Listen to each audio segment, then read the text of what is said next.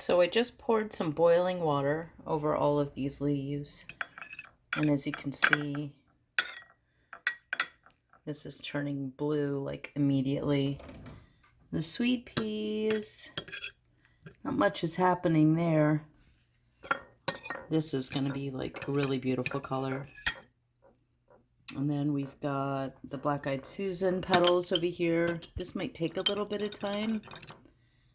And then these were the red petunias. And it's interesting, the color that I'm getting here. It's like a green. And then these are the red rose petals. And I'm not really seeing much happening here. So what I'm going to do is I'm going to leave all of these.